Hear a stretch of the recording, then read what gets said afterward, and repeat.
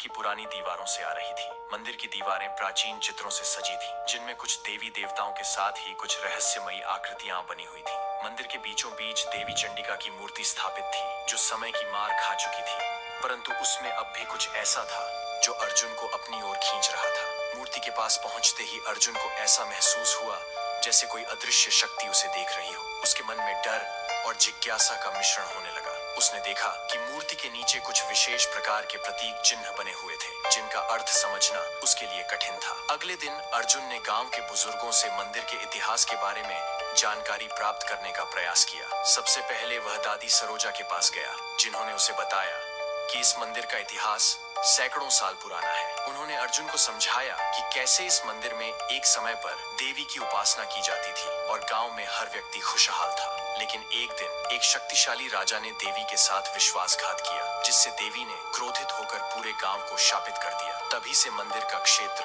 भूत प्रेतों और रहस्यमयी घटनाओं से भरा रहने लगा। इसके बाद अर्जुन गांव के अन्य बुजुर्गों के पास भी गया। एक और बुजुर्ग हरिदास ने अर्जुन को बताया कि उन्होंने अपने युवा दिनों में कुछ लोगों को मंदिर में प्रवेश करते हुए देखा था, लेकिन वापस उन लोगों में से कोई भी मंदिर से बाहर नहीं आ पाया। यह बात सुनकर अर्जुन और अधिक सतर्क हो गया, परंतु उसकी जिज्ञासा ने उसे मंदिर के रहस्य को सुलझाने की प्रेरणा दी। अर्जुन ने गांव की पुरानी लाइब्रेरी में जाकर वहां रखी पुरानी पुस्तकों का अध्ययन करना शुरू किया। एक किताब में उसने मंदिर के बारे में कुछ रहस्यमयी संकेत पाए। उसमें लिखा था कि इस मंदिर में एक गुप्त दरवाजा है, जो एक गहरे रहस्य की ओर ले जाता है।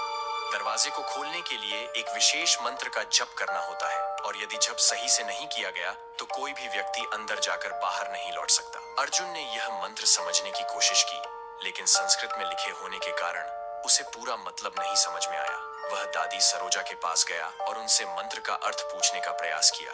दादी ने उसे समझाया कि यह मंत्र किसी विशेष पूजा पद्धति से जुड़ा है, जिसे केवल पुरोहित ही समझ सकते थे। एक दिन अर्जुन ने ठान लिया कि वह उस गुप्त दरवाजे की तलाश करेगा। उसने रात को मंदिर जाने का निश्चय किया और अपने साथ एक दिया लेकर मंदिर की ओर चल पड़ा।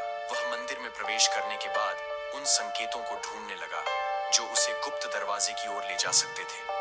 बहुत खोजबीन के बाद उसे देवी की मूर्ति के पीछे एक दरवाजे का निशान मिला। यह दरवाजा एक पत्थर की चादर से ढका हुआ था, और जैसे ही उसने उसे हटाया, वहां से एक संकरी सीढ़ियां नीचे की ओर जाती हुई दिखाई दी। अर्जुन ने अपनी सांस रोककर दिया जलाए रखा और नीचे उतरने लगा। इस सीढ़ियों का अंत एक बड़ी गुफा में हुआ, जो बेहद ठंडी और अंधेरी थी। इस गुफा में जगह जगह कुछ पुराने प्रतीक चिन्ह बने हुए थे, जिनसे अर्जुन का सामना हुआ।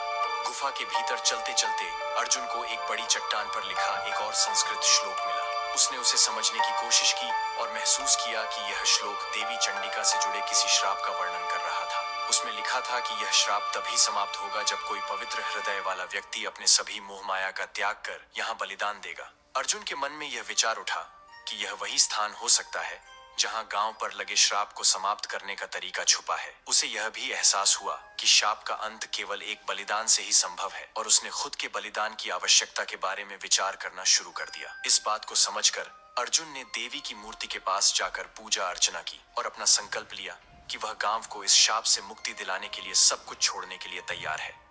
जैसे ही उसने यह प्रतिज्ञा की, गुफा में एक अजीब सी रोशनी फैल गई और अर्जुन के सामने देवी चंडिका का आभास हुआ। अर्जुन ने देवी के सामने विनम्रता से अपनी मंशा प्रकट की। देवी ने अर्जुन की भक्ति और निष्ठा को स्वीकार किया और उसे आशीर्वाद दिया। अर्जुन को देवी चंडिका का आशीर्वाद और उनके गूढ़ संदेश मिलने के बाद भी उसके मन में कई सवाल उठ रहे थे। क्या वह सच में गांव को बचाने के लिए अपने प्राणों का त्याग कर सकेगा?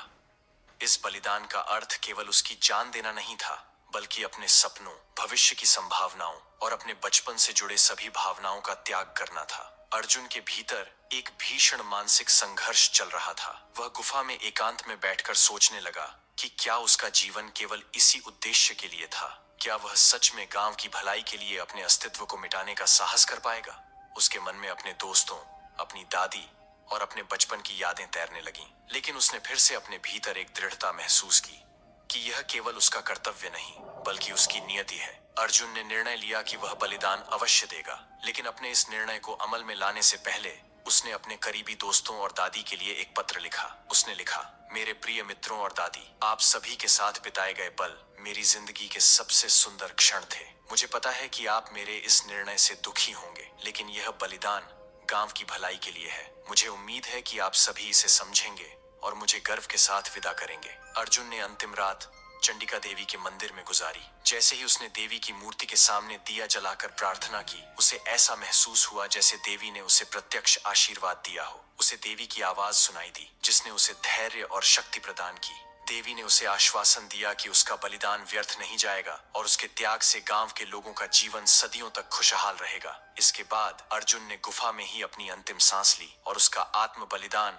गांव के शाप को समाप्त करने के लिए एक महत्वपूर्ण कदम बन गया। उसके इस बलिदान से देवी प्रसन्न हुई और गांव को श्राप से मुक्ति मिली। इसके बाद जब अगले दिन गांव के लोग अर्जुन को ढूंढने गए तो उन्होंने उसका पत्र देखा और उसकी कुर्बानी की कहानी सुनी और उसे एक महानायक का दर्जा दिया। अर्जुन का यह बलिदान गांव के लिए एक नई शुरुआत का प्रतीक बन गया। अब गांव में अमावस्या की रात भी शांतिपूर्ण बीतती थी और लोग निडर होकर जीवन जीने लगे। अर्जुन की इस गाथा को गांव के लोग आज भी याद करते हैं और यह कहानी पीढ़ी दर पीढ़ी गांव के बच्चों को सुनाई जाती है ताकि वे अपनी मिट्टी, अपने संस्कार और अपनी भक्ति का महत्व समझ सकें। देवी चंडिका का मंदिर फिर से पूजा अर्चना का स्थान बन गया और गांव में एक नई उम्मीद जागी। अर्जुन का बलिदान आज भी गांव में एक आदर्श के रूप में देखा जाता है। तो दोस्तों, इस कहानी से हमें ये सीख मिलती है कि अर्जुन का चरित्र हमें यह सिखाता है कि सच्चा नायक वही होता है जो अपने व्यक्तिगत स्वार्थ और इच्छाओं से ऊपर उठकर दूसरों के लिए कुछ कर सके। अर्जुन ने अपनी जिंदगी को त्याग कर गांव की भलाई को चुना। यह निस्वार्थता हमें यह सिखाती है कि कभी-कभी व्यक्तिगत बलिदान सामूहिक भलाई के लिए आवश्यक होता है। कुल मिलाकर यह कहानी हर व्यक्ति को अपनी जिम्मेदारियों के प्रति जागरूक होने और जरूरत पड़ने पर दूसरों के लिए त्याग करने की प्रेरणा देती है। दोस्तों, अगर अर्जुन के इस साहसिक बलिदान और उसकी निस्वार्थ गाथा ने आपके दिल को छुआ है तो इस वीडियो को लाइक करें और इस प्रेरणादायक कहानी को औरों तक पहुंचाने के लिए इसे अपने दोस्तों के साथ शेयर करना मत भूलें।